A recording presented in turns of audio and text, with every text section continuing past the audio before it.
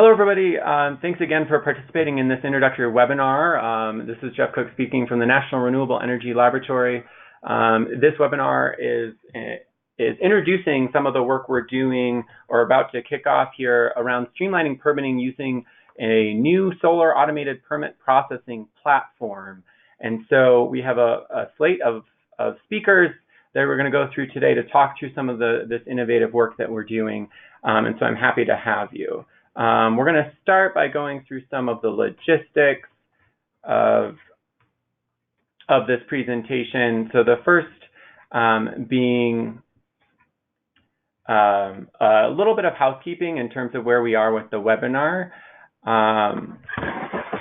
The first thing I want to say is that the webinar will be recorded, and the slides and that recording will be available after the webinar.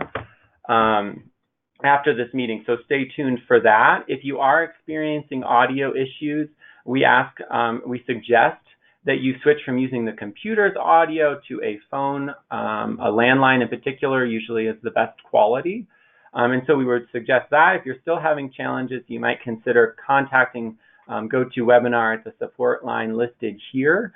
Or alternatively, you can also wait for the recording of the webinar at the conclusion of this presentation. If you do have a question, we ask that you submit those questions using either the questions or the chat box panel in the interface, as you can see usually on the right-hand side of your screen. At the end of this presentation, we will answer as many questions as possible, bearing in mind that, of course, this is a kickoff, and so there may be some specific questions that we cannot answer at this time, but we'll actively be following up with you to get answers to those questions as we lead off with this project. So just a little bit on the webinar structure. So first, we're going to do an introduction to sort of the lab for those of you that aren't familiar with us, and also talk about the real crux of the reason why we're here, which is digging through some of the solar soft cost challenges of which permitting, inspection, and interconnection are included. And so just contextualizing the work here and why we're all on this, we're conducting or completing this work here at the lab. Then we'll dig into the overview of the SolarAPP project itself, and that'll really get into the nuts and bolts of what it is we're doing here at the lab, our partners in this process, what the timeline is and the milestones related to the project, and most importantly, how everyone on the call can get involved at the ground floor to help shape what we're doing here at the lab. And then we'll move to a question and answer roundtable with a set of 4 innovative cities that we're really happy to have on the call today. Those 4 cities are going to provide us a lot of insight into some of the innovation that they're doing in the permitting and inspection space. They are really at the cutting edge of the solar market right now, and so they have a lot of great insights into how they've navigated a world with a lot more solar deployment in their jurisdictions and still resulted in safe and code-compliant installed systems. So really looking forward to speaking with those cities about some of their experience. They'll also provide us some perspective on how they're going to be helping move the SolarAPP process forward. And then we'll transition from that point to really digging into the SolarAPP development process. So part of that we'll be talking a little bit about software development, but really the heart of that is what are the permitting requirements that we would include in this final permitting portal. And so we've developed a set of work groups to help us dig into what those requirements will be. And we're very much looking forward to talking about how you can get involved in each of those groups. And then finally, we'll end with a wrap-up and a potential to answer some of your questions, and next steps again on how folks can get involved at the ground floor of what we're doing today. So with that, we can just jump right into the heart of the presentation and start with an introduction to the lab itself. So we are the National Renewable Energy Lab. As I mentioned, we are located in Golden, Colorado. There's an image in the background there of one of our 2 campuses. There's over 1,800 employees here at the lab, in addition to a variety of early career researchers as well supporting our mission.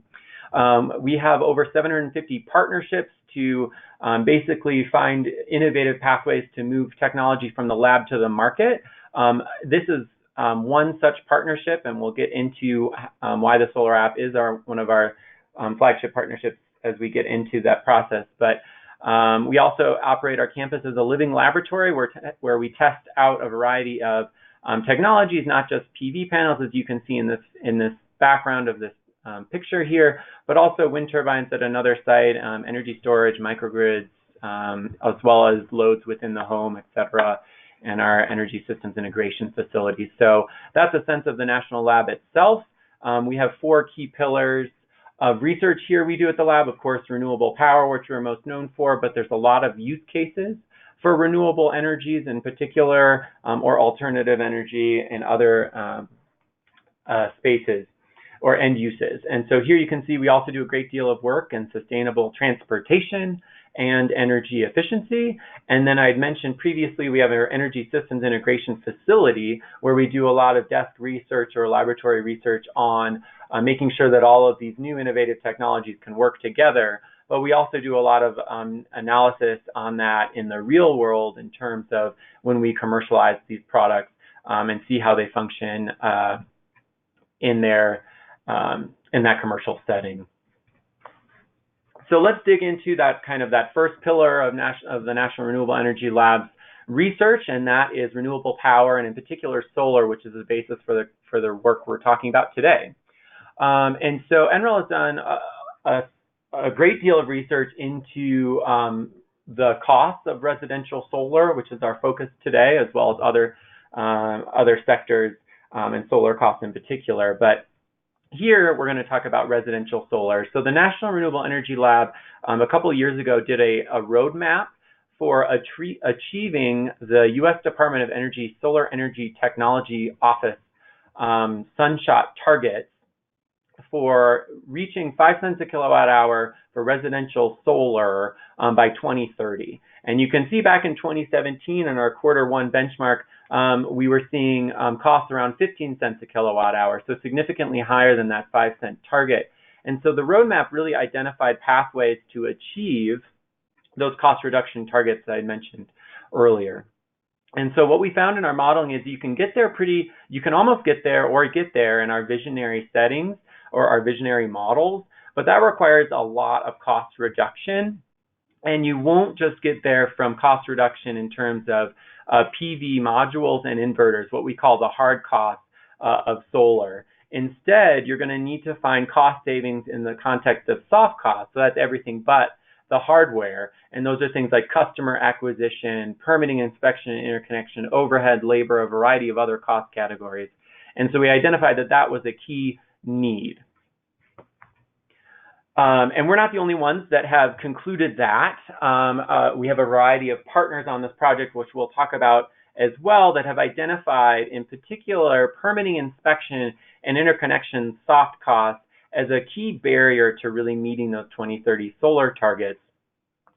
The first being, we do model those direct costs, which are things more like permit application fees, the time to actually fill out a permit, but we don't model very well the indirect costs, and those are costs related to cancellations. So there can be significant sunk costs if a customer goes through the whole permitting process where they get the system design, customer outreach, assigned plan, et cetera, and then they ultimately back out or cancel it, potentially because permitting delays have extended so long that they just want to, get over with just end the project or move on with a roof replacement without PV or some other reason, they cancel, and that can have significant costs or add significant costs to other successful installs.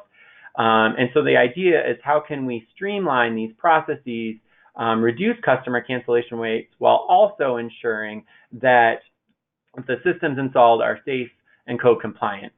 And so that leads us to some of the work we're doing today, and that we'll talk about. So first, NREL is kind of attacking this question of permitting, inspection, and interconnection via 2 pathways. Analysis, or what we call the analysis pathway, and then the software pathway. And first, I'll just briefly mention the analysis side to make everyone aware We're working with our data partners, and we'll talk about them. They're the same partners we have in the SolarAPP platform discussion, so you'll learn a bit more about them shortly. But we're working with our data partners to collect permit process requirements, interconnection requirements, related cycle times, how long it takes to get from permit submitted to permit approved, as well as through permission to operate from the utility, and associated cancellation rates across all municipalities within which our participating data partners operate. And with all that data, we're going to try and demonstrate how PII process requirements correlate with delays and potential cancellations, and then also increase transparency nationwide into how these practices compare so that peer cities can take a look at their different processes and see how they compare and potentially make changes based on that. The other side of the house is where we're going to take all of this information we're gaining from this analysis and help it feed into, or have that feed into, our process to build the SolarAPP, right? So we have a great understanding of a variety of best practices and innovations happening in this space across the country, and we're going to build a solar platform, the SolarAPP itself, to allow for more streamlined online and instant permitting. And we're going to talk at length now about how we're going to get there. And that's what is the SolarAPP. So we're going to start with that. So before we jump into the nuts and bolts of it, I do want to take a step back and just mention what's happened before the SolarAPP. So our partners, as well as the lab, the U.S. Department of Energy, a variety of others, have understood that permitting, inspection, and interconnection can cause delays and challenges in the install process of residential solar. And we're not ignoring that fact or starting from scratch. The importance is a lot of work has gone into these areas, and we're building on that work. In particular, in 2018, our SolarAPP, basically the SolarAPP campaign was launched with some of our partners announcing it at the Solar Power International a few years ago. And really the goal was to build on what we've already done to continue to reduce permitting and inspection processes while streamlining residential solar and storage soft costs nationwide. And so there's three key priorities of this campaign. And the first is, with the innovation, particularly in storage and other infrastructure and equipment, that there's a continual need for improved training and technical assistance for both code officials as well as installers and other members or stakeholders in the industry. And so that's a key pillar. A second pillar is to develop more certification processes or design standards around particular equipment, and making sure that that is understood or standardized across the country. And then what we're going to talk about today is the third pillar, and that is to deploy more online permitting for solar, and how do we get there? And that's really the heart of the SolarAPP project. Is how do we get more AHJs or cities? You'll hear me use the term AHJ. We mean authorities having jurisdiction, and that's what we mean with that. And you'll hear that throughout the rest of this presentation. But the idea is, how do we get more cities and other jurisdictions to get online for solar? And that is what the SolarAPP project is all about. And so the SolarAPP campaign started about 2 years ago, and we just this past September got funding from the U.S. Department of Energy Office of Technology Transitions in partnership with the Solar Energy Technologies Office to actually make this a reality. The SolarAPP make that a reality. In addition to the $695,000 that's provided from the Department of Energy, we have industry partners that are providing matching cost share dollar for dollar up to that $695K, resulting in about a $1.3 million project to really move the SolarAPP process forward. So our in-kind contributors are led by Sunrun and Tesla, and then followed by CALSA, the Solar Energy Industries Association, Vivint, and then as well as the Institute of Building Safety and Technology and SunPower. We'll talk a little bit too about what the Institute is doing in terms of inspection software a bit later in this presentation, but it's an important addition or complementary piece of software to what we're doing here with the app. Then we have a variety of partners, some listed here, others that are not, and I apologize for that. We can only put so many names on the slide, but there's a variety of other folks providing less formal support, and that is providing technical feedback throughout the process, as well as providing their expertise in terms of permitting requirements, and in addition to outreach to potential adopters going forward. And the Solar Foundation, as I mentioned, or I have not mentioned, it was a key entity in launching the SolarAPP campaign itself a couple of years ago, and they will be continuing that work in addition to their SolSmart activities as well.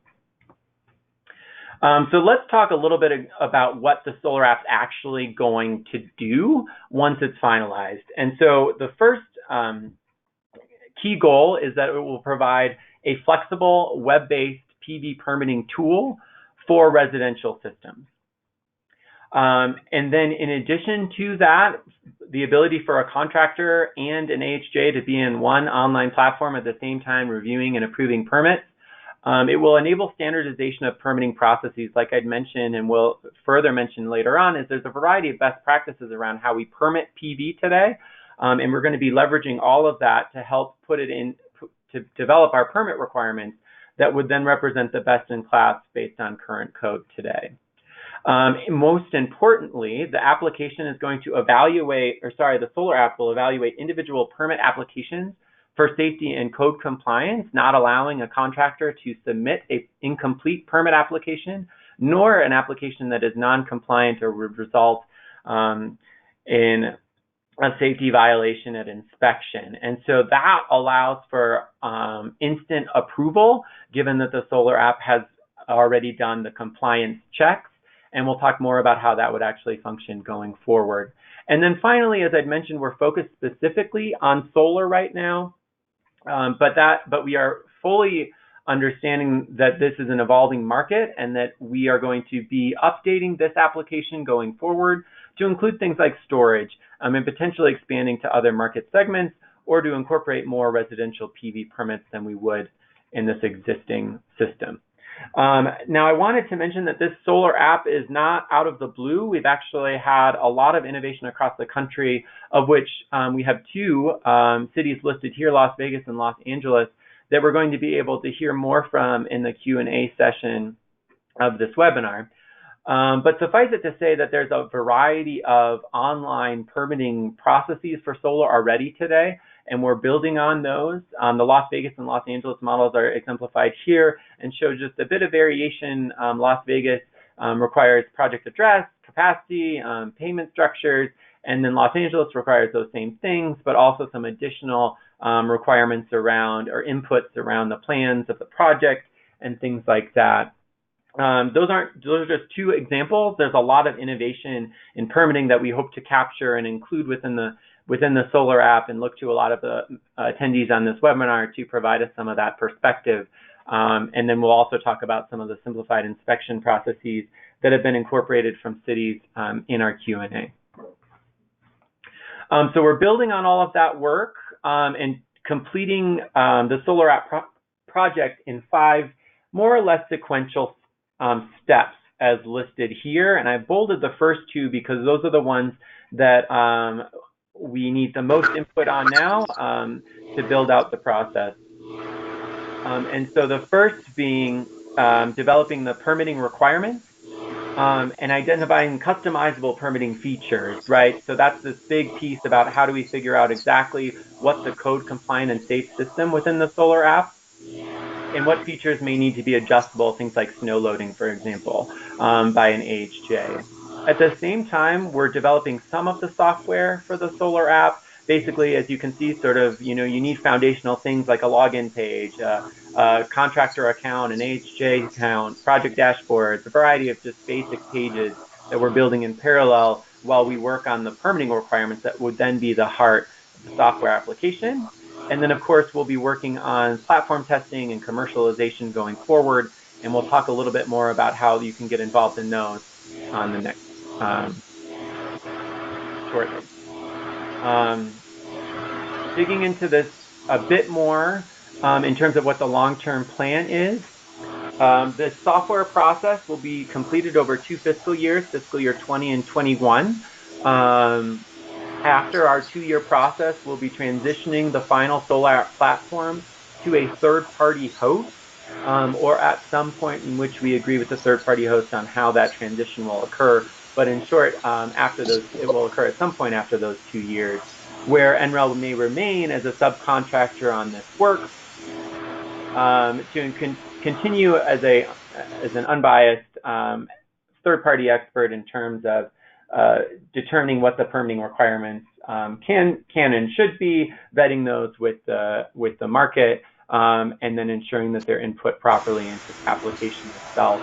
Probably most importantly for the attendees on this call, the SolarAPP will be offered to AHJs free of charge, so anyone interested in using the SolarAPP can use it, and that funding structure is based off of the fact installers will be charged a fee per permitted system to cover the cost and to both keep the system, to maintain the system. As you all know, code years come and go, and this platform will need to be updated to accommodate variations in code, as well as innovations in equipment. And that'll all be handled by the fee by the permitted system.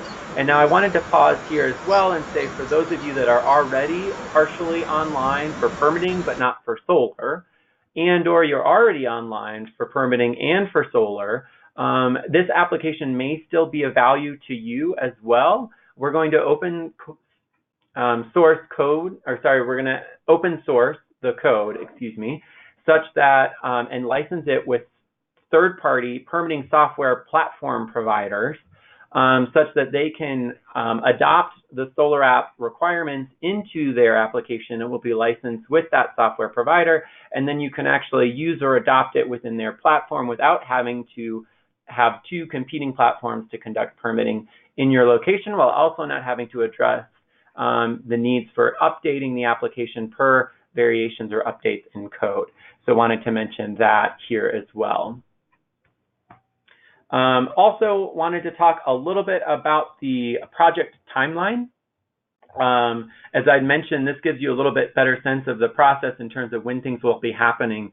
And really between now and March 31st, we're developing a preliminary set of permit requirements. So like I said, there's all sorts of best practices out there in terms of what cities are doing. NREL and our partners are collecting all of that. We're going to put it into what we call more or less a straw proposal, and then we will provide that for review and feedback from AHJs and our other partners, to start, not necessarily start from scratch, but have a better platform for which our partners can review and provide feedback on how we might improve that set of preliminary requirements for the ultimate finalization and inclusion in the SolarAPP by the end of September of this year. So between now, the holidays, and September 30th, we'll be reaching out to a bunch of AHJs as well as other partners to get you involved in helping us develop that preliminary set of permit requirements and vet them going forward. And then you can see in the latter half of the timeline,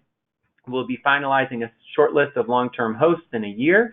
If anyone's interested in that, please reach out to me as well. And then finally, we'll be doing beta testing as late as March 31st of 21. And then we'll be launching the formal SolarAPP as a commercially viable product by the end of our 2-year project. Some of the beta testing for the SolarAPP will be happening much sooner than that. So if anyone's interested in helping us test that, please do let us know. Which gets to the how can you get involved, which is an important piece for us here at the lab, because there's a lot of moving parts to this and things that we'd like from you all on this call. So the first, I put my contact information here. If anything on this call is of interest to you, you have any questions or anything of the like, you can email me at this link. In addition, as we mentioned, the webinar will be posted online, and you can find my information online as well. But in addition, what do we need here? There's a variety of important sort of action items. The first, and we'll talk about this in a bit, is the permitting guidebooks. We're really interested in what guidebooks you're currently using to inform your solar permitting. Please email those to us so we have a comprehensive list. In addition, if you're interested in helping us develop the permitting requirements that we'll ultimately include in the SolarAPP, either as a work group participant, which you'll hear about shortly, or as just a technical reviewer of those requirements, once they're actually put out, and you can go ahead and review what we have, compare it to what you have, and give us feedback as to why you might suggest we have revisions to those requirements. And then finally, as we get the requirements included in the permitting portal, we really do need software testers and, importantly, program piloters. And we'll talk a bit about, we already have one city on our Q&A roundtable that we'll talk with that's interested in helping us pilot this, or at least test it in their jurisdiction. So if that interests you as well, we're happy to include you in that. Which brings us now to the roundtable with innovative cities. So as I mentioned, this is a Q&A portion, or the Q&A portion of our webinar. And I mentioned as well that we'll have 4 cities on the call with us today. I'll be moderating this again, but we'll go ahead and allow each of these cities to introduce themselves here in a second. And we'll start with Las Vegas and work our way to Los Angeles, Modesto, and North Las Vegas. But we're really happy they all were able to join today, because they all provide some interesting perspective on solar permitting, some of the issues they face, and in some cases why online permitting works for them, and why other cities on this call might want to consider joining us and being a partner on this really interesting project. And it looks like I'm going to now unmute my panelists here, and bear with us as we just do a little bit of some logistics, getting everyone on the line here. But I'm going to start with Yolanda from Las Vegas. And Yolanda, I've unmuted you, and hopefully you've unmuted on your end. Would you mind introducing yourself, your city, a little bit of how the solar market looks in Las Vegas? Yolanda, are you there? Hi. Yes, I'm here. Can you hear me? We can. Okay, this is Yolanda Paloma, City of Las Vegas, Building and Safety Process Review Coordinator. We've had online permitting for residential solar since 2017. And this year we've issued almost 4,000 permits for residential installs online. And it's been very successful. We originally decided to add this to our online options because the demand was so great. At one point, we were issuing over 5,000 permits a year back in 2015, and it was a huge demand on staffing. So that's why we put it online. And thanks for that intro, Yolanda. I'm really excited to dig into some of that as we get into the questions. And now I'm going to pass it to Nabil to introduce himself in Las Vegas. Nabil, are you there? Hello? Hi, Nabil. We can hear you. Oh, okay. This is Nabil Malouf with the City of Los Angeles. Hey, sorry, Nabil. You're a bit muffled, though. If you're using a headset, you might just want to go to the phone itself. But let me see if I can switch to telephone or. How's the sound now?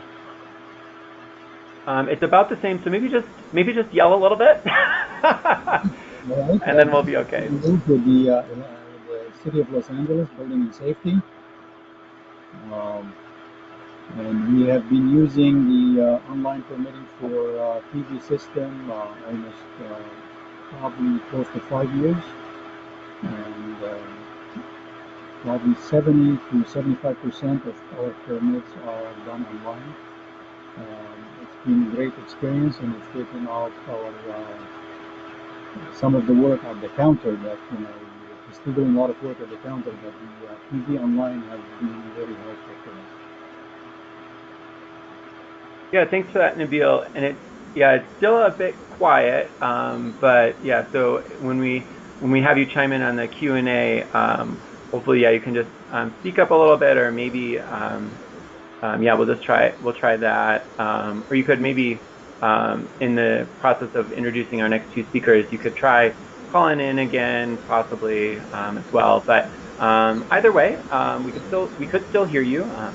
So that was good, and I really appreciate Los Angeles being on the call, as well as being with Las Vegas, a leader in terms of going online for permitting.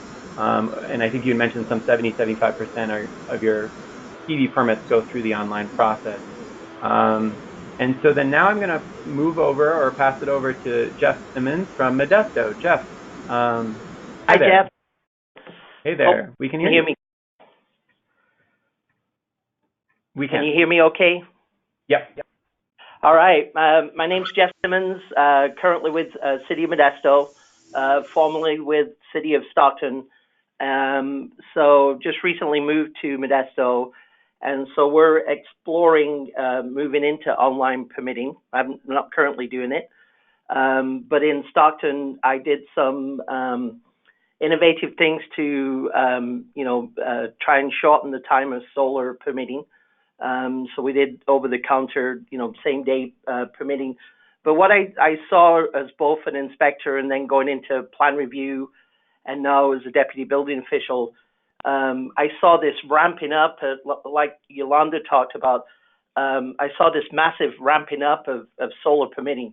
It was going up threefold every year for quite a few years. So in Stockton, we went from 303 permits to 607, then 912, and then 2,678. So that was over a 4-year period. So when I saw that happening, I knew government's not really fast to respond. And so we had to come up with creative ways to try to streamline the process. So we did things like making solar master plans and educating the counter staff to allow the permit process to, be quicker. And like I say, now that I'm here in Modesto, we're moving into online permitting. So when I heard about the SolarAPP, I was very willing to jump on board and give that a try. Yeah, thanks, Jeff. That's really a really great background and shows how permitting can really scale, or the deployment can really scale, requiring a lot more permit review than a city might be ready for or has the capacity to deal with. And then I know we had some audio issues earlier, but we're going to try it anyway. So our fourth speaker here is Valerie Evans from North Las Vegas. Valerie, can you hear us? I can hear you. And we can hear you. Fantastic. Yay. Would you mind introducing yourself? Hi, I'm Valerie Evans. I'm the North Las Vegas building official. And we in North Las Vegas do not do online permitting at this point. However, we do have some other programs that we're working on right now, which include standardization of plans, residential video inspection program, and field plan review for solar. And so our statistics are we permitted 2,200, just over 2,200 solar permits this year. We're in the game. We're just switching our software from Hanson to Tyler Technologies Intergov, and that's going to open up that online portal and online permitting across the board for several different scopes of work. Yeah, and that's awesome, Valerie. Really like that update, and it shows one of the reasons why we wanted to have you guys on here is that you're doing a lot of that interesting work around the inspection side of the house too, and that it also goes to show that a lot of the folks on this call too have already done working with an online software provider for PV, and so this can be a complementary to that as well. So. But I want to just dig into the Q&A portion we have now and really start with a kind of a broad question. And some of you spoke to this already in your opening remarks, which is great. But if you could just chime in a little bit more on how the evolution of the solar market has really spurred you to consider making innovations to your permitting and inspection processes. And Val, I might start with you to talk about how you changed, you're doing your virtual remote inspections might be a first step there. If you might just provide a little bit more perspective on what you're doing with that. Well, we did actually initially launch the residential video inspection program in an effort to help the solar industry to begin with. And it has opened up to the several one-and-done type homeowner inspections where the homeowner would have to either be home or take time off of work and be there for several visits, whether the contractor goes in and, changes the water heater and goes back to do the inspection. But solar really drove that residential video inspection, and so the customer schedules an appointment through the Appointments Plus app And then, it's just it's so convenient because, particularly with solar and some of our solar companies here in town, they schedule their time slots in the morning, and our inspector calls the customer through video Skype, and they do a live video feed Skype inspection, and the contractor and our inspector work together to facilitate the inspection and what needs to be looked at. And I think most of our solar companies have gone to standard plans for all of their equipment use. So the only thing that changes is the layout of the roof and specific to that property. So it's really working out well. I think since July we've done well over 300 inspections on video inspection. Yeah, that's great. Thanks, Valerie, for that. And then I was going to actually talk, pitch this one to Yolanda over from Las Vegas to start. If you guys might, and you mentioned sort of at the beginning that you've been online and doing incident permitting for some time. But could you talk a little bit about sort of how the permit process and plan review steps have evolved since then to allow you to accommodate more permit applications coming through? Sure. So initially, before we added solar applications to our online system, the applicants had to come in with a paper and go through the permit technicians. And because of the demand was so high, we couldn't keep up really in a timely way in getting them processed and put into our permitting system and getting them reviewed. And when we looked at what we were seeing on the plans, we realized that with the residential installs, it really didn't require the plans examiner's time to look at it, as Valerie was talking about. A lot of it is pretty standard. So because of the demand on staff and the large numbers that we were getting and the delays that we were causing the industry, because it was taking us several days to get it into the system and get it looked at and approved to the point where they could pay the permit and get their permit and start the work. We decided because of that we wanted to add it to the online system, and it now takes them less than 5 minutes to put it online, get their permit, and then when they go to the site and they're ready for their install, they just have to provide the inspector with the plans on site for them to bring back to the office. So it has really streamlined the system, made it a lot faster for the industry. Our staff wasn't really adding value to the residential installs and looking at the plans, and they were basically just doing the data entry that now the companies are doing for us. So I think it was a win-win for both the industry and for us, because then our staff could spend dedicated time on things that really needed to get looked at. And we haven't seen any issues with the inspectors out in the field and the inspections that they're doing. So it's been working really well. Yeah, that's great to hear, and I'll put a pin in that and talk a little bit about the impacts in a second with you. But I wanted to go back to Nabil and see if he might have a bit of additional perspective, as he is as Los Angeles. Yes. Excuse me. Can you hear me now? Yes, you sound much better.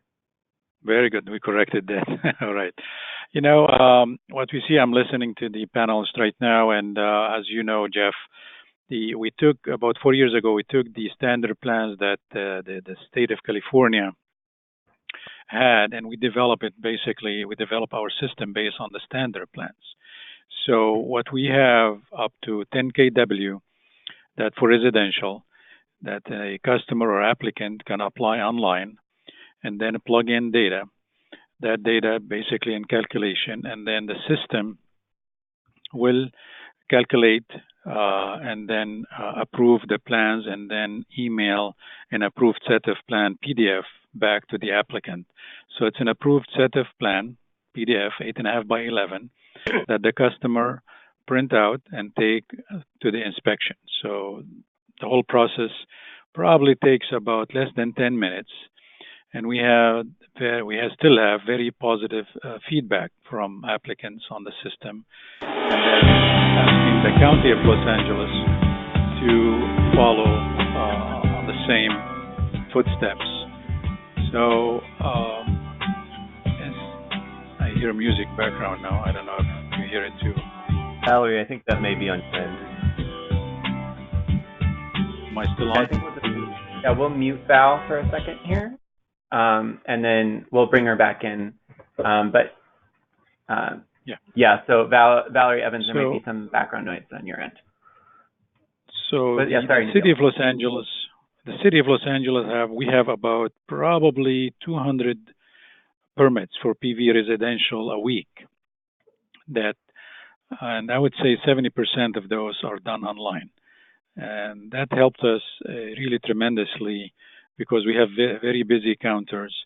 And when applicants use the system for less than 10 minutes and they have a permit and approve the plans emailed to them, it's really been win-win for everybody, the industry and us. So we have very, very positive feedback from all the contractors in the industry. Now, we try to accomplish more and go above the 70%, but there is limitation sometimes in terms of whether they need approval from fire department and whether the system, the addresses pop up in the system or not. So these, issues we couldn't resolve. But so far, it's been working great for us, and we're having, it's helping us a lot and helping the customers at the same time. Yeah, and I actually was gonna maybe I'm gonna pause there for a second, and I'm gonna say I'm gonna pass it to Jeff for a second too to provide any feedback on this question. I know you mentioned sort of the focus on that you had to look at innovative processes as well in your opening remarks, but if you wanted to add anything to this question before I move on to the next one.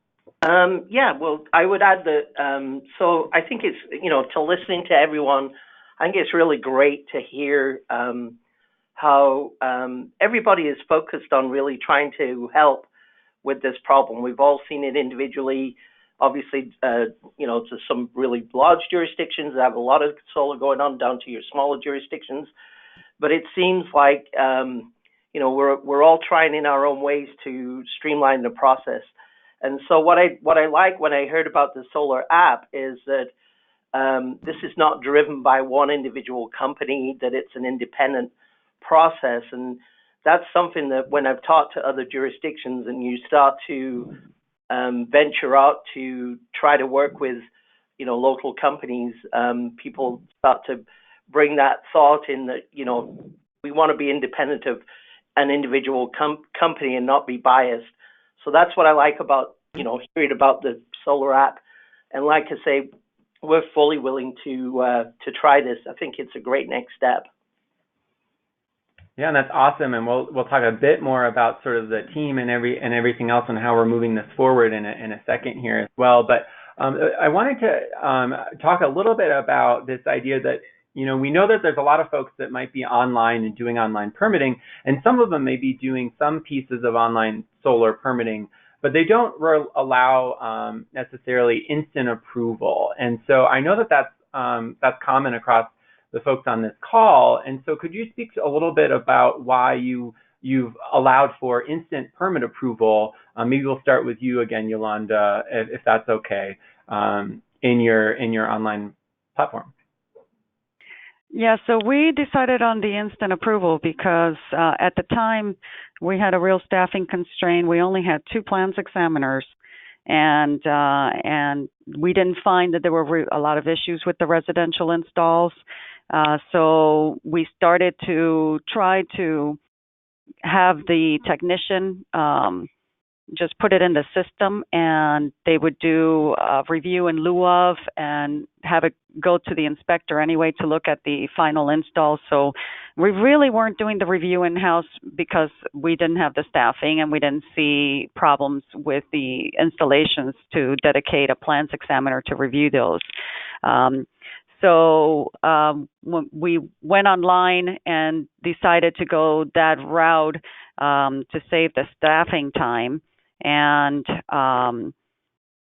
dedicate the time for the inspector to really look at the install. And if they found issues, they could always deny the inspection and have it come back for review if it was needed, if there was something really serious going on. So when we went live with it, it was really because of our staffing challenges at the time. And we really only felt that we needed to look at the commercial installations because fire needed to make sure that they had the ability to go and shut off the systems and access, and those were a more serious or more tended to have more technical issues that we needed to look at. Did I answer your question? You did. Appreciate that. And Nabil, would you offer your perspective as well on this, or is it about the same for you in Los Angeles or different? Yeah, I mean, we figured out, I mean, when we did our research and how to handle that standard plans, we had the same thing. I mean, if the applicant falls into these categories, let's say categories A to Z, and then follow the steps of calculating, and then follow the rules of the fire department, which I think they call it rule number 96, that what the fire department is looking for and what the building plan check is looking for. So there's like disclosures there for the applicant. First, he says, okay, this is how many modules we're putting. This is the type of inverters we're putting. This is the calculation. This is the ambient temperature. So we thought if we group these into these categories, and then probably these are like 80 or 90% of what our plan checker is looking for. So why not proceeding with the approval and then printing that plan approved, and then have the inspector verify these on the field. And so far, it's been great. I mean, you have probably very, very small percentage where there is dispute between what the applicant included in their data online and then what the inspector sees on the field. So if there is any issue with that, then the inspector send them back to plan check to the counter. If during that checklist saying, you know, I'm okay with this, but if the inspector verified on the field says, wait a minute, what you entered here is not correct, what you installed, then they send them back. So that sending back percentage is very, very small. And that's why we proceeded with, you know, complete approval of the plan. And we used, I mean, when the system was rolled off, basically we get like few calls a week. Now we don't get, probably every couple of months we get one call from inspection of disputing what the applicant entered on the field. So that it worked really good, and that's why we proceeded with that, you know, have it approved instantly. Yeah, and you kind of just sort of walked us, you both did, which is great, into sort of the impacts of this, you know, I'll just call it a change, I guess, going online and instant. You kind of talked a little bit, doesn't it sound like there's been a significant uptick in failed inspections, but could you talk maybe a bit more about what the other impacts of this have been? I think you also alluded a little bit too on what it's been, how it's helped your staffing needs. So just maybe we'll start with you, Nabil, to just maybe add any additional color to what you already started mentioning there at the end. Well, I mean, it helped our staff because, you know, we have 3 offices handling, you know, plan check at the counter here in the city of Los Angeles. And it's hard to keep, you know, staffing these counters when the volume of these applications, especially for PV, take in big percentage of the work. So it helped us tremendously when we have like 70%, close to 70% of the PV residential done online, to release staff to handle other projects. As you know, with the construction booming for the last 8-9 years and still booming, I mean, that helped us tremendously in this situation. I mean, I see all positive thing on the online. The only thing probably you mentioned on the question is the change of codes. That's the only thing we see, that every 3 years we have new codes, as you know. And so far, you know, the update of that standard plan to make sure it's still meeting the requirement of the code. That's the only thing we see. But other than that, it's just positive situation on, you know, online permitting. Yeah. And we also agree, sort of, that's one of the things that SolarAPP will be doing, is sort of making sure that it matches and updates with every code cycle to keep it up to date and compliant.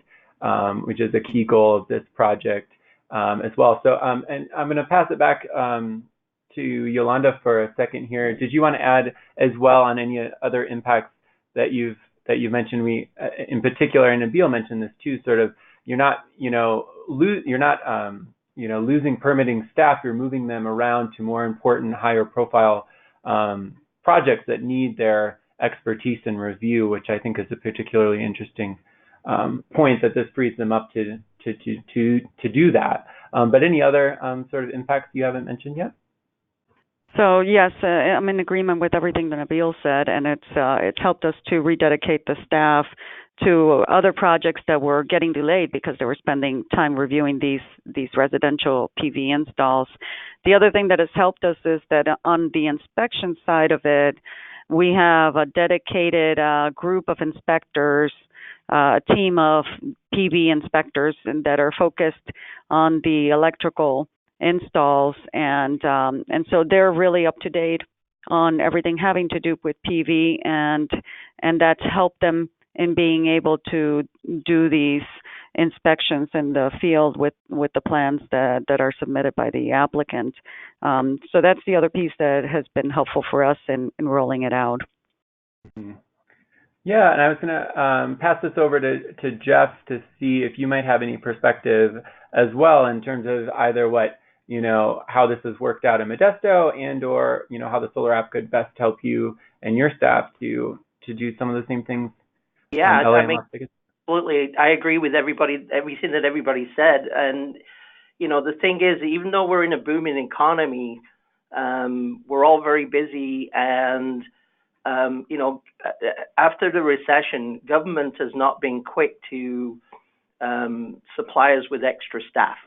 And so that's always been a problem, that we're always constantly overwhelmed with the amount of work that we have to do.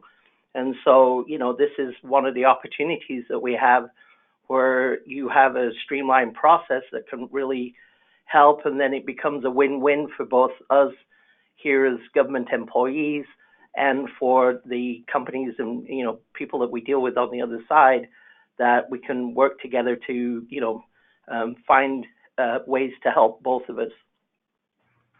Mm-hmm. Yeah, and then I'm going to bring you back in here, Valerie. Did you have any thoughts as well on this discussion about how innovations in online permitting can help you use your staff more effectively? Well, yeah, I think that online permitting and online payments, just online in general, anything that increases our technology base is effective for not only the government officials and staff, but for the customer as well. I know that the closer we get to, complete Bluebeam plan review and complete online permitting access and inspection requests, it just speeds up the course of development, which is amazing. We're just not quite there yet. We're just switching over to this new software. So as we move baby steps, I mean, we're a smaller jurisdiction here locally too, so we're like a little, we're usually a bit behind the other jurisdictions when it comes to technology assets, as well as staffing numbers, Mm-hmm. Yeah, and that brings up a nice point too about, there's a divide, or a resource divide between the largest cities in the country and more rural communities, and that's one of the things that the SolarAPP is designed to help address, in that it'll be a no cost, to AHJs to adopt, and so it can help even the small communities with limited resources to go online if they wouldn't necessarily be able to do that sooner. And we just have a couple more minutes of our panelist time, and so I'm going to start with Nabil for a second here. For this question, it just would be, if you have any insights or kind of concluding thoughts, lessons learned for what other jurisdictions might want to consider when making this change to online permitting. Are there any kind of, thoughts you might bestow on them or us to help make this product more successful going forward? Well, Jeff, I think from the experience we have in the city of Los Angeles, and then the demand for PV, the experience has been great using the online. I do suggest it for other jurisdictions.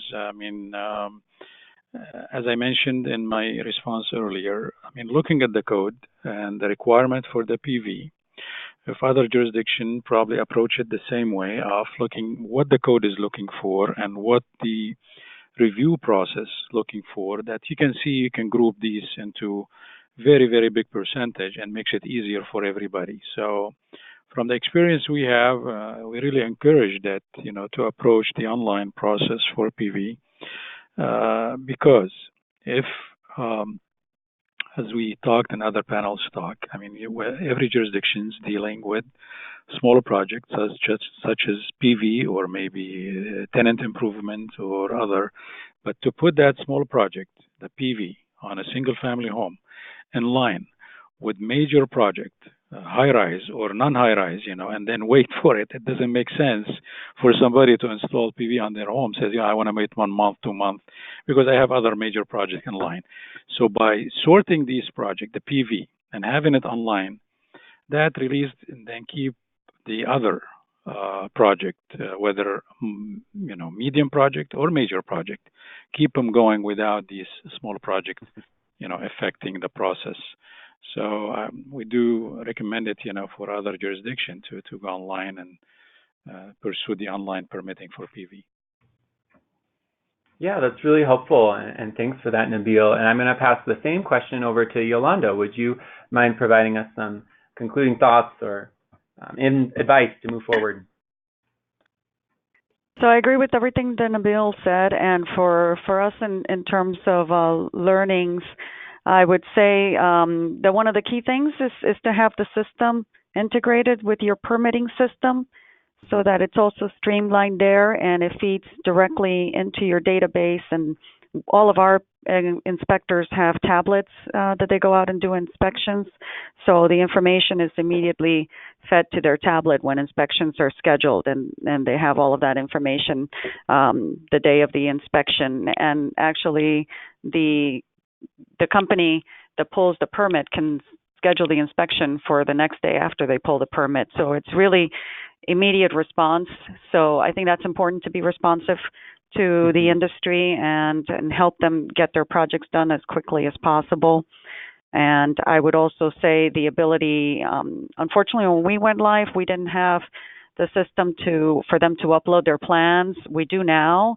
But at the time, we integrated it into our online no-plan system. So we're still taking in the paper plans in the field and bringing it back. So if your system can help them submit the PDFs online and help the smaller jurisdictions with that piece of it also, I think that will be really helpful for everybody.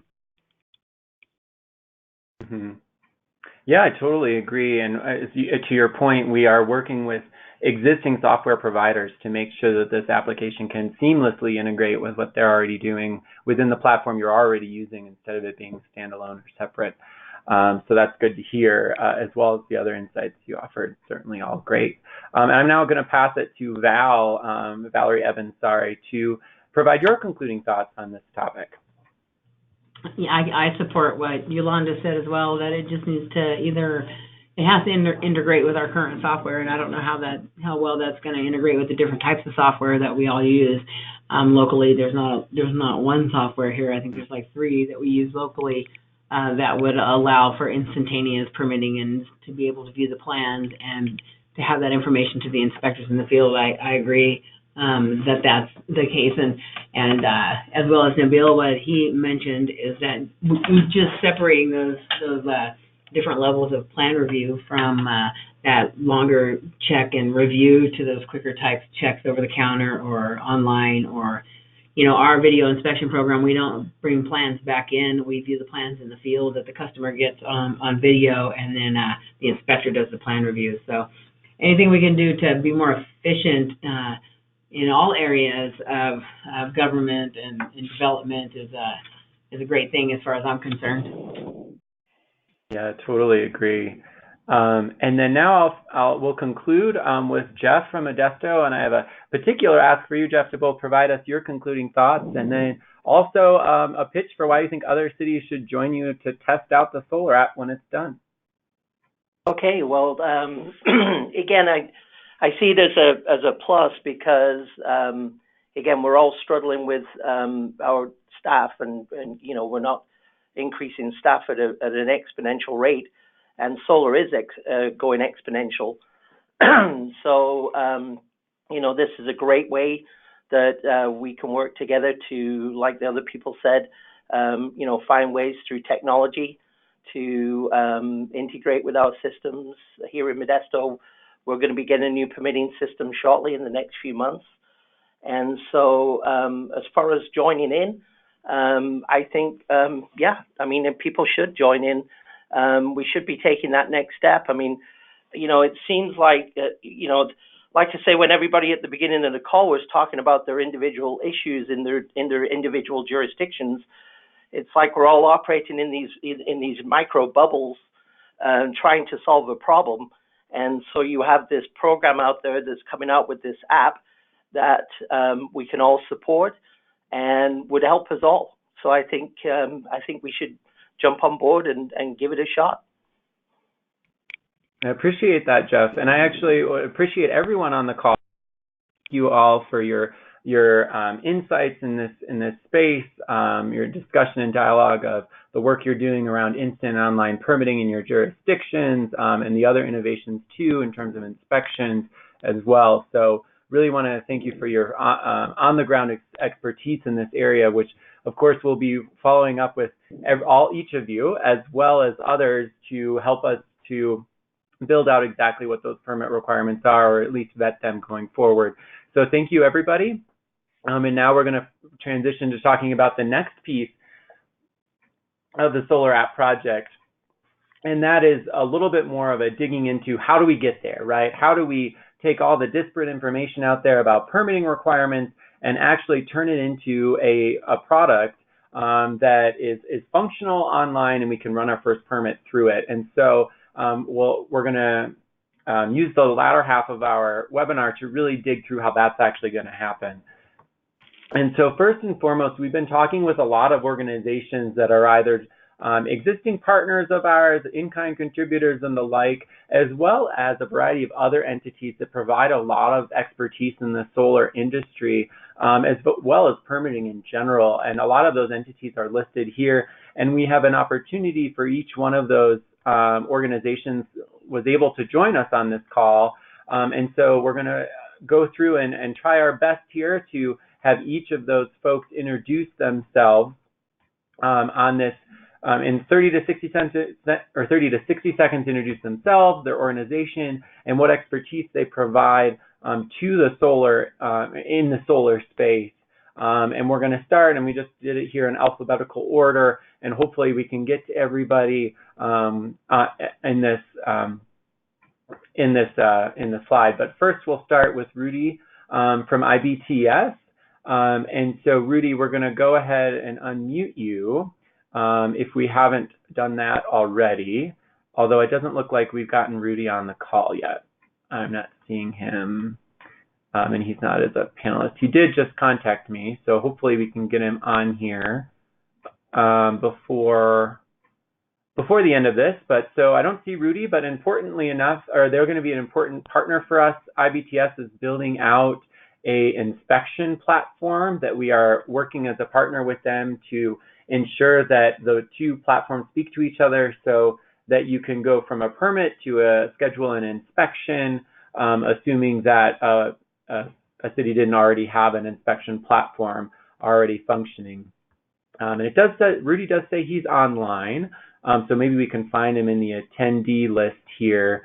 Yeah, I'm not seeing you, Rudy, but we'll try and see if we can get you on there before the end of this introduction. So we're gonna move on and to our next organization that we're really interested in incorporating into this project, and that's David Clemens from the International Association of Electrical Inspectors.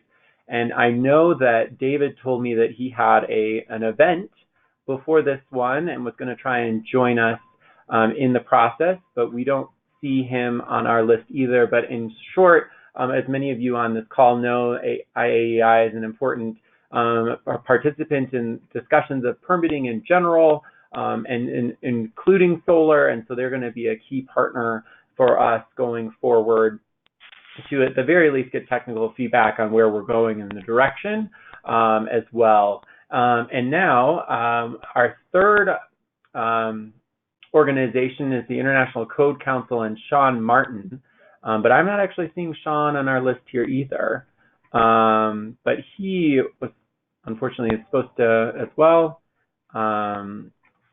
Oh, he is called in. We just have his number listed here. Let me see. Do you see that here? Harrison, I'll forward it to you, but I don't see the list of numbers, just the names here. Do we have that somewhere? No. Yeah, so unfortunately, Sean, I'm not sure we're going to be able to speak to you unless you possibly register again separately and put your name in this particular time. Because if we don't have your name, Sean, we're not going to be able to get you unmuted and move you over to a panelist. So hopefully, Sean, you can maybe try and call in or re-register would be great. I do know we do have Larry Sherwood from IREC. And so, Larry, if you wouldn't mind introducing yourself as well as your organization and what you guys do in the solar space. You do a ton of work, and I think everyone from the panel would benefit. And I've unmuted you, Larry. Can you hear me? Yes, I can. And my name is great. My name is Larry Sherwood, and I'm the CEO of the Interstate Renewable Energy Council, or IREC. IREC is a national nonprofit organization that builds the foundation for rapid adoption of clean energy and energy efficiency to benefit people, the economy, and our planet. In partnership with IAEI and ICC, we have developed trainings for code officials related to solar permits and inspections. You can visit the IREC website and sign up for the online version of that code official training. IREC recently is working on a new DOE grant that will begin this spring to take the Sustainable Energy Action Committee, or SEAC, national. This project will provide a forum where code officials, installers, manufacturers, and other stakeholders can identify challenges, prioritize gaps, and propose solutions to solar and solar plus storage, code enforcement, and permitting approval issues. Thanks for that, Larry. And I'm actually going to go, it looks like we do have Rudy back on. So do we have, I think we have Rudy unmuted by chance? He should be. Rudy, are you there? I think. Oh, Rudy, it looks like you're self-muted.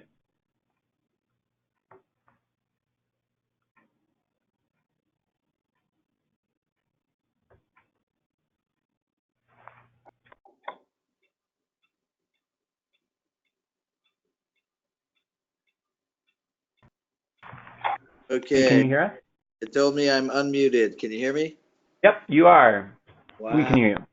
That was difficult. Hello, how are you? Thanks for the introduction. My name is Rudy Saporiti. I'm leading IBTS's similar effort for online support in the solar industry in the DOE grant for PV inspection platform. Providing technical support as a subject matter expert on NREL's effort for SolarAPP, completing desktop reviews, panel plan reviews, inspection reviews, etc., as needed for the support of this effort. So look forward to continuing to support NREL and these types of efforts. Yeah, thanks, Rudy. And we've gotten Sean. Sean, I went ahead and unmuted you. Are you there? Yeah, right here. Awesome. Yeah, please introduce yourself. Great to have you. Yeah, thanks. Thanks for your patience. A little difficulty connecting. I'm representing the International Code Council today. I'm really honored to be here. This is an exciting effort on behalf of our members, and we represent about 65,000 members, many of whom are code officials or code professionals of various stripes. We do produce model codes, about 15 of them, used in pretty much every state in the union. We've been looking at solar permitting for quite a while as well. So we were very excited to hear about the SolarAPP project. It's something we've been hearing from our members for quite a while, mostly because of the volume, but also because some of the topics are new to some of them, although, increasingly that's not the case. We participated in some training with IREC not too long ago. We trained quite a few code officials around the country, and in doing that, we got a lot of great feedback. One thing we heard over and over again is we need more support and that the volume is overwhelming. And I think that's what you heard today. So we're excited to see this kind of disruption come to the permitting space. And we're excited to see where we can take it elsewhere with other building products and technologies.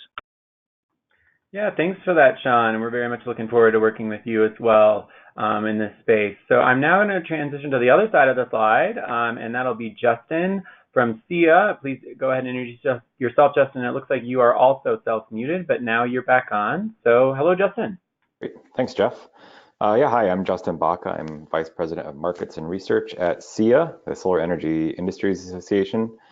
And one of the areas I oversee is our codes and standards work. And I'm very fortunate to work with two exceptional colleagues there who have been in the solar industry for decades. We have, of course, a great interest in seeing improvements in permitting around the country. And there are some markets where we know that it's a difficult process, both for installers and for the AHJs. And we think that there are a lot of opportunities here for win-win-win between installers, AHJs, and customers. And we just make the process better for everyone, focus our efforts on the things that are challenging, and simplify the areas that are fairly straightforward.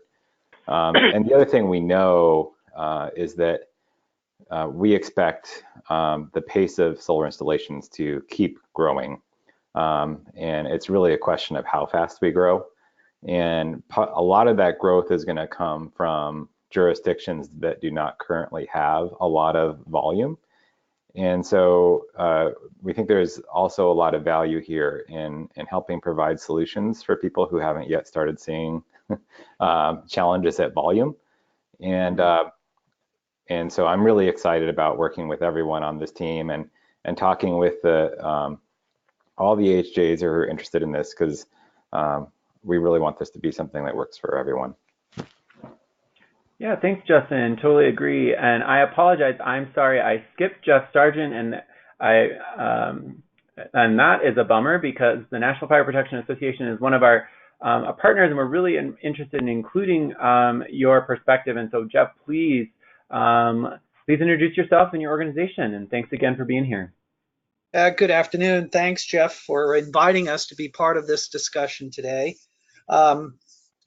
I am the technical manager for the National Electrical Code project. The National Electrical Code has been in the solar space for about 35 years. The first article on the electrical piece of the solar installation was in the 1984 edition of the National Electrical Code. And I did hear people talking about the code several times, and I don't want to be presumptuous, but I think it was probably the National Electrical Code they were talking about. We've seen a significant amount of activity over the last dozen years in Article 690 on the PV, and it's reflective of the increase amount of PV that's going in across the country. In addition, we've added a new article on utility scale installations. We've seen a significant amount of expansion in Article 705 for the interconnected power production sources, and also a new Article 710 on standalone systems. So whether it's PV or wind or any of these other renewables, it is one of the most active topics within the National Electrical Code project right now. We are revising the NEC every 3 years. We've been doing that since 1952. The 2020 edition of the National Electrical Code was issued in August of this year, and there are currently 5 states that are looking at updating to the 2020, and Massachusetts will implement it on January 1 of 2020. Currently, there are 30 states that are using the 2017 edition, and then there are others using the 2014, 2011, and believe it or not, there are some states that are still using the 2008. A couple of other NFPA documents. NFPA 1, our fire code, we are into the roof access and the amount of space taken up by the PV, basically from the first responder concerns. And then also in the developmental stage is NFPA 915, which is a remote inspection standard that is the draft is being developed currently. So we are big into this space. We want to be part of this discussion. And again, we thank you for inviting us. Yeah, thanks for that, Jeff. And we echo your statements. We're really looking forward to having you on the team. And now I'm going to move over and see if I can read down the list effectively this time. Over to Karen from Sunrun. Karen, can you introduce yourself? Yes. Hi, all. My name is Karen Banker with Sunrun. I've been in the industry for just about 10 years now at all levels, from sales to operations and policy. So I'm really honored to be a part of this project. I'm a ringleader over at Sunrun, pulling together the multiple departments that would need to be involved in this kind of project. And I just think this is such a huge opportunity for collaboration between the industry and the code bodies and local governments. I know that we all want to create more resilience in our communities, especially in the face of climate change, or as you've seen in California, these public power safety shutoffs. I've seen solar transform the developing world when I started my work in small scale solar in Indonesia and Kenya and such. And so I really think we have a huge opportunity to bring that same kind of growth to the developed world over in the United States with this project. I think that it'll help accelerate the industry. It'll help save local governments a lot of money and time, which is huge for all of us. And additionally, over the last couple of years, most of the utilities in the United States have gone online, and many of them have created instant interconnection processes. So this is really just falling naturally in line with the other entities that the industry has to deal with, and just so grateful to have you all as allies. So thank you for being a part of this. Yeah, thanks, Karen, and appreciate you being on this project as well. You've definitely been providing a great deal of input, as well as a variety of other folks from Sunrun that we'll introduce shortly. So Tyler, unfortunately, from SunPower was unable to join us, but he is a key member of our team as well. And now I'm going to pass it over to Val from Tesla. Val, would you mind introducing yourself? Yes, can you hear me? Yep. Awesome. So hi everyone, Val from Tesla. I have been in the permitting and inspections for residential solar space for about a decade, which is a little bit crazy now that I think about it and say that. But I've just had too interesting of a seat to go anywhere. And so I have earned my stripes actually running permits and hosting inspections in the majority of jurisdictions down in Southern California. And then went to headquarters with Solar City, where I was sort of spearheading permitting and inspections across the country and dealing with thousands of different jurisdictions on both the permitting and inspections front. And so talking with cities and counties and fire departments has been a big passion of mine for the last several years. And it's been particularly interesting to go from Solar City to Tesla. And I have to say that our leadership is more interested now than ever in helping to solve sort of this issue and understanding that this is one of the big pieces of the puzzle to solve to get solar deployed across the country. And so it's been really cool to sort of see that support coming in.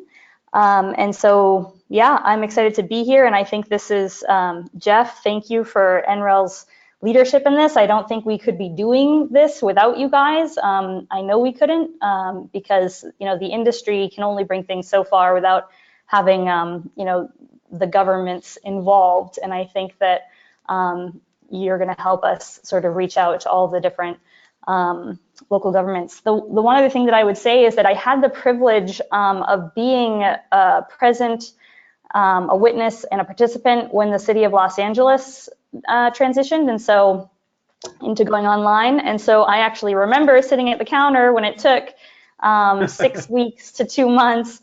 And it would, vary depending on which plan checker you got. Everybody had a different idea of what they wanted to see. And so, it took a little while for the city of Los Angeles to really get the program that they wanted implemented. And I remember sitting on the team that put together the California Standard Permitting Guidebook the first time, and there were I forget how many months we did it, but basically once a week, everybody would get together and we'd wordsmith and we'd talk about, what exactly should be incorporated. Thank you, NFPA, for being the North Star of, what we should be including based on the NEC and the codes. And so I think, it was a little bit of a process, which is what this is going to be. But I think I'm really excited to hear from all jurisdictions and all all of our code partners and everybody to figure out, what can we help this country establish as the solar standard so that we can get more solar onto customers' homes that want it. So thanks all, excited about it. Yeah. Thanks, Val, and I appreciate that too. NREL's really excited about this work and to move everyone forward. On that front, I'm going to move now to Richard Lawrence from the Solar Foundation. Hi, Richard. Hey, Jeff. Thanks for having me. Richard Lawrence, I'm Program Director at the Solar Foundation. As Jeff mentioned earlier in the intro, Solar Foundation was one of the co-founders of this initiative last year. And since then, we have been working diligently on this with all these partners that you see here and you're hearing from to develop and implement this program. So we're very excited to be a part of this activity. Personally, I have over 15 years of experience in the renewable energy industry. This has been mainly focused on education, training, workforce development. Going back to 2005, I was doing training for solar installers and code officials as well, and electricians that were getting involved in the industry. Done a lot in the professional certifications and workplace qualifications, as well as quality assurance standards, inspection protocols, et cetera. Solar Foundation has been engaged in these programs to assist communities for nearly a decade here. Starting, one of them was the Solar Outreach Partnership, Department of Energy funded program that we ran from 2010 to 2015. Currently, since 2015, we've been running the Sol Smart Community Designation Program. I know we have many representatives on the webinar here today from that program. Through that initiative, we've provided technical assistance to hundreds of communities across the country, recognizing, I think currently now 347 of them in 42 states at different levels, bronze, silver, and gold. Part of that process, we do a lot of zoning work as well, but then also permitting and inspection and helping people through that process, along with a number of other things to look for improvements in those areas to help them be more open to solar development. So one of the other things we're known for is the solar jobs census, which gets to the point that Justin made earlier around where the jobs are, where the growth in the industry is happening, and you can see that that report. So we do that census every year. Work on some issues around diversity and inclusion there as well.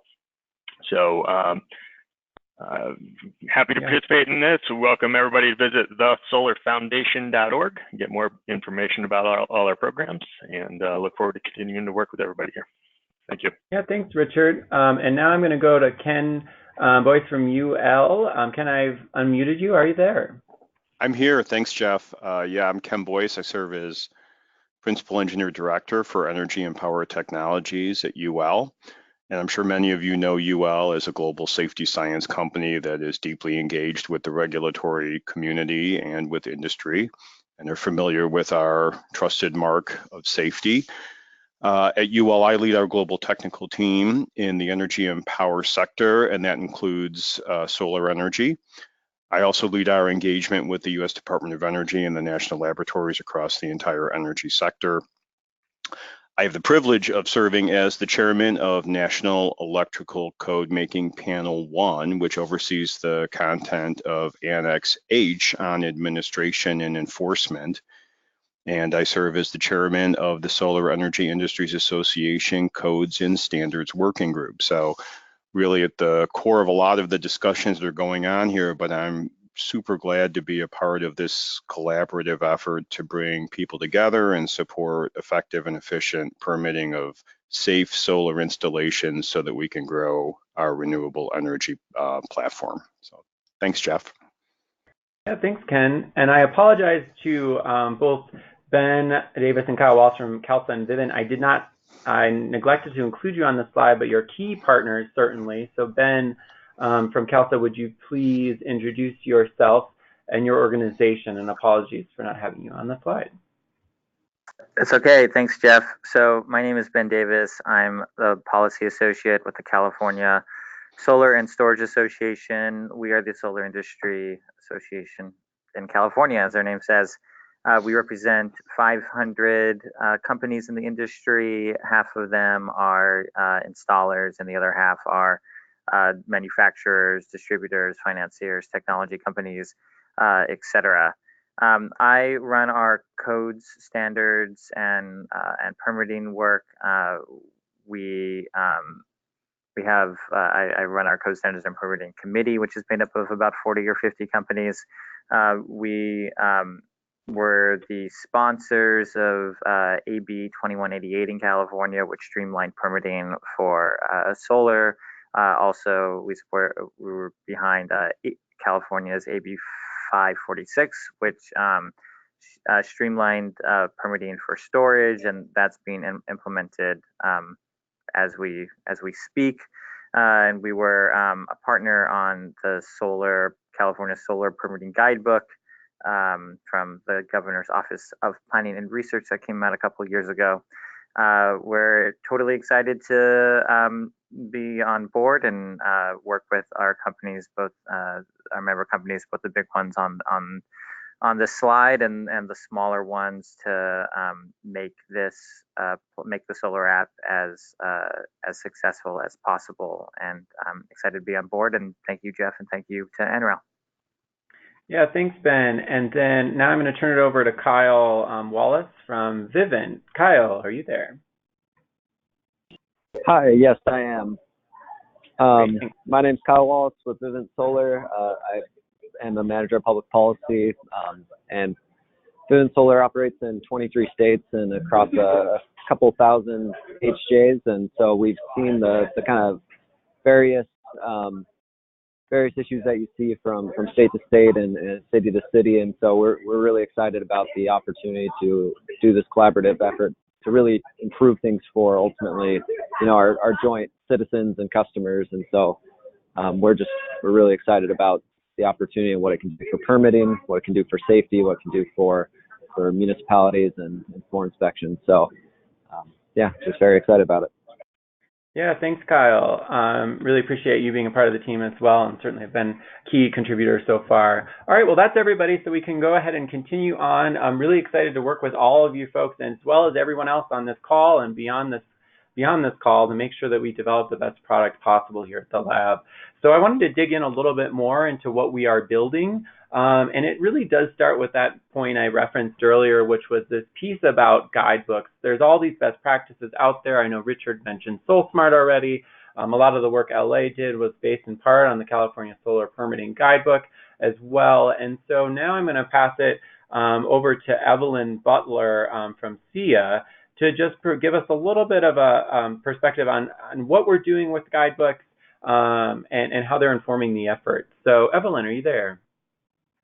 I am, and thanks everyone. I'm going to keep it kind of short and sweet because I know we're, I'm watching the clock to make sure we've got enough time for others to speak. And essentially, SEIA is going to be very active with all of our members as well as the other stakeholders who are involved in the effort to really take a look at what's been instituted into either guidebooks or best practices and other types of documents across the country where solar is being installed. And essentially, it's a very dynamic process for us.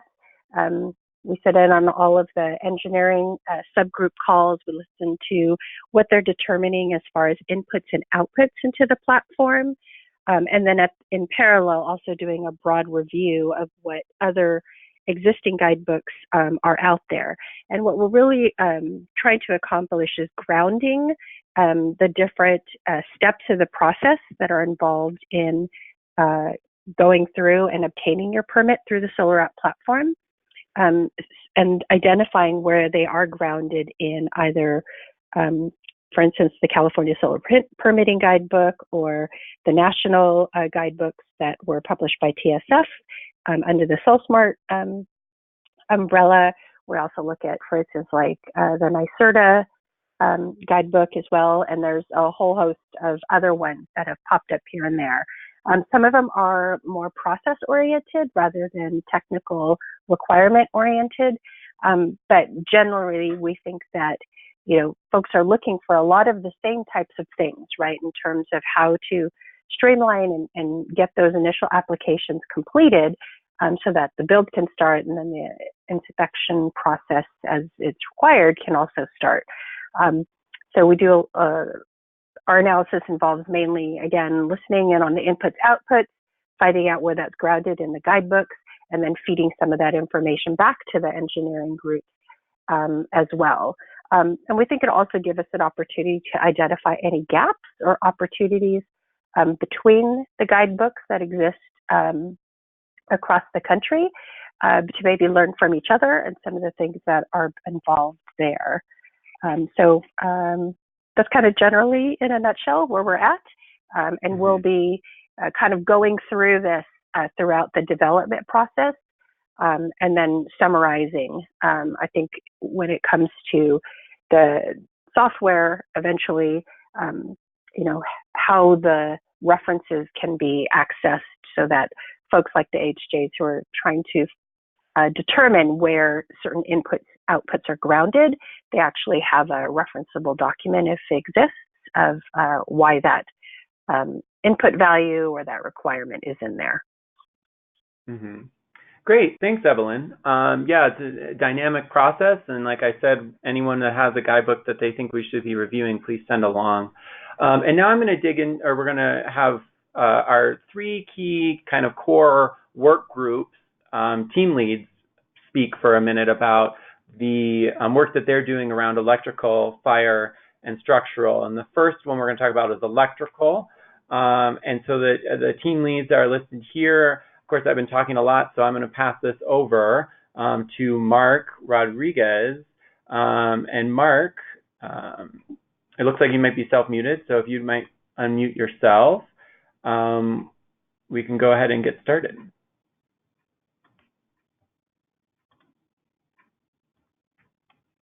Can you hear me now? Yep, we can. Awesome. Good afternoon, everybody. My name is Mark Rodriguez. I'm currently the Senior Jurisdiction Specialist for Sunrun, which means my day consists of permitting and inspection escalations across the nation in all the territory that Sunrun operates in. I really got my chops over the last 10 years working in the solar industry, and over the last 6 being the manager for Sunrun's Design Center with my focus in California. So I'm definitely well-versed in the permitting process across California. In fact, my parents at one time had told me I should have been a lawyer because of my argumentative skills. I could tell her that I found a home in solar permitting and inspections. So for me, over the biggest factor in my life over the last 6 years has been kind of the ambiguity of the permitting process. We cover thousands of jurisdictions across the country. So I currently maintain the jurisdiction database, constantly making updates to stay abreast of what's required in the field. So for me, I'm looking to really move the checks from behind the counter on a piece of paper back into the field. So what I did was I took a look at the two models, the LA City and the Las Vegas model, and figured out how we could get something in between where we have a fairly good compliance check, but we're not spending a whole lot of resources up front checking a piece of paper. So what I looked at was what could be verified through databases, what could be calculated on the back end through behind the scenes calculations, and what should best be checked at inspection in the field, either through one of those, like one of the traditional methods of on-site inspection or virtual or audit through photos or some other type of method. But what I wanted to avoid was some of the less reputable contractors using jurisdictions and their resources as a QA device, and basically really miring the process, hoping that the jurisdiction will just correct their plans and they can take their best shot at install. What we'd rather have done is let's do a good compliance check up front that's minimal human resources touch points, and let's really focus on the workmanship and making sure that our installations are good and safe and are going to be reliable and last. Mm-hmm. So that's my thoughts. Thanks. Yeah, thanks, Mark. And we're really looking forward, like you said, to figuring out what those requirements can and should be to move the whole industry forward based on what we know the best practices are today. So we can move on now to the fire work group. And I believe, Charles, you'll be leading our discussion on this side. So, Charles, it looks like you'll need to unmute yourself as well, and then we'll go from there. Okay, you should be able to hear me now. And we can. All right, great. Yes, thanks, Jeff. Charles Picard. I'm a senior engineer and vice president of electrical operations in New York and Rhode Island here in Tesla. I work alongside the rest of Tesla's global regulatory compliance team for our energy products, tracking, helping develop codes and standards related to PV and energy storage. Also, part of my role here, I help guide abusive product testing of our energy products to inform not just codes and standards, but also creation and publication of emergency response guides for first responders.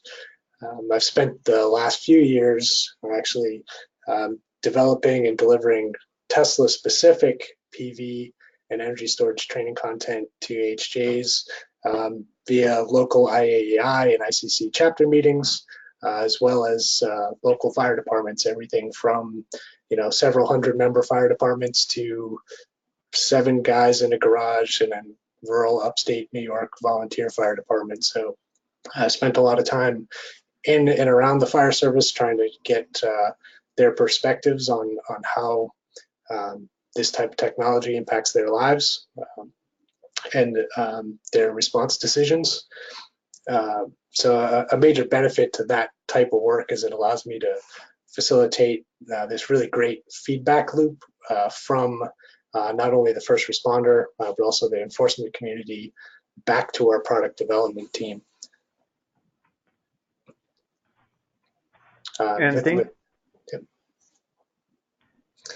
Sorry, I didn't mean to cut you off there, Charles. No, that's fine. Thanks. Yeah, I appreciate having you running this part of our group as well. And the same thing, we'll be working diligently on the fire side of the house with our partners moving from here. So we'll go on to our structural work group. And here we'll have Nick Gordon from Tesla lead us through where we are with structural and how we're going to move forward from here.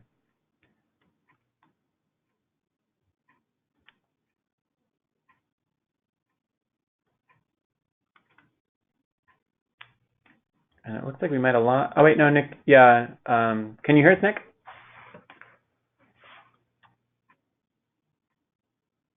Hey, can you guys hear me okay? There's a lot of background noise.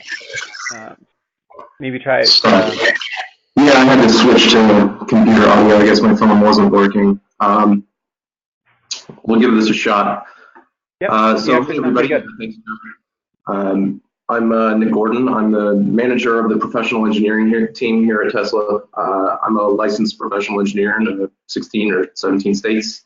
At this point, I've been in the structural and civil engineering industry for about 14 years, both on the design side and on the contracting and construction side of the business, on a wide spectrum of projects from concrete and steel high-rises to smaller timber structures, as well as doing some heavy civil work. Specifically been involved in the solar industry for about 5 years now at Tesla, in the capacity of reviewing thousands of residential homes for suitability of installation for photovoltaic systems, guidance of codes and standards within internal policies on the Tesla side, working with building departments to help them refine their process in the past, and address what are the core concerns from a structural engineering standpoint when we're talking about installing photovoltaic systems. I'll hand it off to Ali real quick to give you a quick introduction of where his background is too. Yeah, and Ali, it looks like you'll need to unmute yourself as well. Okay, I think that's good now. Yep. Yeah.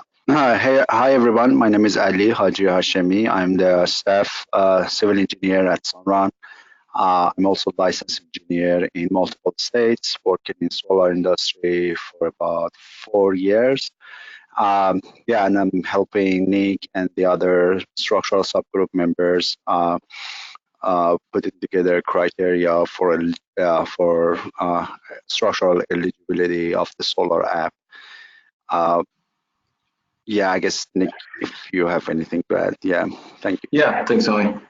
So the approach that we've taken for structural qualification of homes within SolarAPP has started from the ground up with ensuring safe code compliant installations while keeping the process really simple and streamlined, and sort of minimal impact to a lot of process on the building department side. We're looking toward the approaches used by jurisdictions like Las Vegas and Los Angeles and several others around the United States, and applying the process to homes of more recent construction built using modern building codes.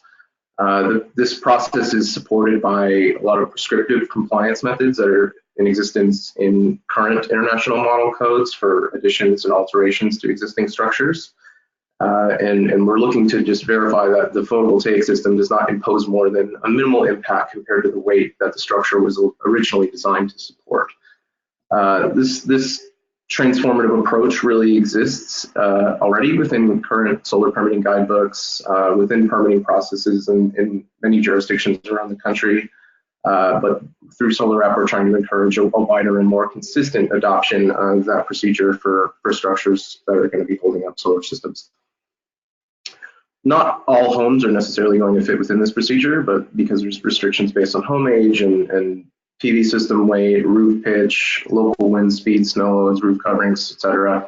But through using the swaths of data that we have at our disposal as contractors through Sunrun and Tesla, we were able to verify that even within these constraints, we can hit a lot of homes. A large majority of homes within the United States are going to fall within this program, and really reduce the load that falls on building departments a lot of the time for individual review. We're also relying on the ratings and installation criteria provided by module manufacturers, mounting hardware and attachment hardware manufacturers to ensure compliance with those local design criteria. And this is sort of future-proofing the product for innovation and changes within that market sector without limiting the ability for building departments to use this tool in the future. Similar to what Mark was talking about on the electrical side, we're trying to focus more of the structural verification on the installation and inspection side, but to verify that we have structurally sound buildings, that we have no signs of structural deterioration, using a variety of checklists and training materials.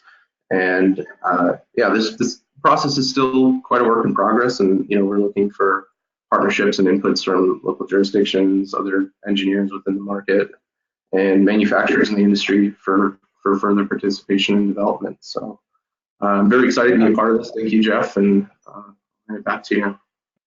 Yeah, thanks, Nick, so much. And I jumped the gun a little bit on the fire side, so we'll go back actually a couple of slides to circle back to this. And sorry, we'll start maybe, Dara, if you wouldn't mind introducing yourself as well, and then we'll circle back a little bit on the fire side. Yeah, no problem. Hi, I'm Dara. I am basically Val's counterpart at Sunrun, and we have also a very similar background. But I am the senior manager for permit and inspections at Sunrun. So my team and I support the permit coordinators and the inspection techs out in the field. Thanks, Mark. Out in the field for Sunrun nationally, meaning we set up internal process tools, help train and handle escalations. As Mark mentioned, we also work closely with design and engineering to maintain a jurisdictional requirements database, which I hope with the SolarAPP will one day be much, much smaller than it is today. If not, we can just throw it all out. But I started in solar in 2008 as a permit coordinator and inspection coordinator for Solar City, now Tesla. And it was also about the time when CAL FIRE first issued the guidelines for solar and requirements for setbacks and access pathways.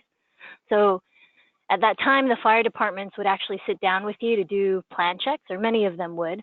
So I had the benefit of meeting the fire marshals, the captains, and learning firsthand what they were looking for with solar and what's important for fire safety. So since then, I've stayed in the permitting and inspection world. I'm really excited to be working on this project, and also this our fire working group. I'm going to punt it back to Charles to talk a little bit about our approach. Thanks, Dara. Yeah, this task group's work, I think, began with a pretty simple question that guided our process and our approach. What are the core topics that need to be addressed from a fire safety and first responder perspective during the permit submittal process today, and how would that fit into an online model in the future? Now, we got a bit of a head start from some of the great work that was done by others on this call that we heard from earlier. That said, we tried to pool our collective experience and try to come up with a list that was as comprehensive as possible, and at the same time try to keep it distinct from requirements that we commonly see addressed by other guidance documents, such as other electrical and structural guidebooks and checklists that are already out there. Now, obviously, our expertise and our experience has limits. If you ever meet me in person, you'll tell by the beard that I'm not actually a firefighter, though I've spent a lot of time hanging out with them. I wouldn't pretend to view this through the lens that a first responder or a building official, for example, working on their behalf might look at a problem. So to that end, our group, I think, has hit a place where we recognize our process and our approach has limitations, and what we do next is bringing in those AHJ and enforcement community voices to validate the items we've selected so far as relevant to fire prevention and safety. And we'd also very much like to hear feedback from that enforcement community where these topics that we've selected, once we validate those topics, where do those issues and those requirements make the most sense to land, and where can they be most efficiently verified on the permitting side or perhaps on the inspection side, like we heard earlier. So I think in keeping in line with the scope and stated goal of the SolarAPP project in general, we want to especially want to consider the approach at jurisdictions that have had success with implementing an attestation or an affirmation method of enforcement on the permitting side, with final verification and adherence to requirements happening at inspection, like we're hearing from some of the pioneers on this call. So looking forward to working with some important stakeholders to build out a more complete picture of fire safety requirements that can be affirmed by installers at the time of permit. Thanks. Yeah, thanks for that, Charles. And I appreciate that input. And then now we'll move back on. So we went through structural, and again, all three work groups are just starting their processes as well. And so we're really looking for input from all the organizations we've already discussed this with, as well as those on the call. So now we can wrap up here. We've made it pretty much to the end of the webinar, and we almost made it on time, which is great, with 5 minutes left. So I wanted to first revisit this slide about, what are the next steps and what could we really use from folks here, and that's again listed here. So we really are looking for folks from an AHJ perspective, which is a lot of those of you on this call, to participate in this process and get involved either in reviewing the requirements that we develop or actually testing and piloting the software like Modesto and some of our other partners are going to do. So I wanted to leave this here in addition to including my contact information as well, which you will see there again. And now we were able to get Tyler Bouchard from SunPower on the line. Tyler, are you there? And can you go ahead and introduce yourself? And SunPower is a partner in this project. Are you there? I am here, and sorry, I'm in the field with network issues, so I've been dropping in and out. No worries, we can hear you now. So I am currently managing the design and engineering group for SunPower Residential and working with our various expertise in both the manufacturing side of SunPower and the installation side and all of our dealer network to figure out how we can use all of that information we have from our various branches and how to figure out a way to be more efficient for everybody while maintaining safety. Yeah, I don't know what all info you want to hear. No, that's a great intro, and thanks for that, Tyler. We're very much looking forward to having you. And we do also have, and I wasn't able to confirm, it looks like we've got Jim Rogers on, and he's an IAEI rep. And so I was hoping maybe, Jim, you could just give a little perspective on what IAEI is and we'll be engaging that organization going forward. Yeah, so I am on the International Board of Directors for IAEI, which is the International Association of Electrical Inspectors. I also happen to be the chair of Code Making Panel 4, representing IAEI in that position. So I'm deeply involved in the code process for PV installations. And throughout the Northeast, I've been training AHJs on the permitting process along with Rudy. And Rudy is actually one that introduced me to this work group. So I look forward to working with you going forward. Yeah, I appreciate that, James, and thanks for being willing to do this last-minute introduction on the fly. All right, well, that pretty much, I apologize for those of you that submitted questions. We aren't really going to be able to engage them, but what I can say is that I'm looking at them now, and a lot of them deal directly with sort of how do we implement this, and what are some of the key types of systems that will be included in the application, and those that might still have to be done via an over-the-counter process or going into the office. And so those are things we'll be working out in the work groups themselves, so actively we'll include those questions you've developed in that. But one question I can speak to is that we will be publishing a recording of this webinar. I know previously I mentioned would be also distributing the slides, but they will be included within the recording itself. And it usually takes about a week to get that recording done. So we will publish that as well, and everyone should get a link to that when it's finished. And so I think I will leave you with that. And thanks everyone for your time, and we look forward to working with all of you going forward.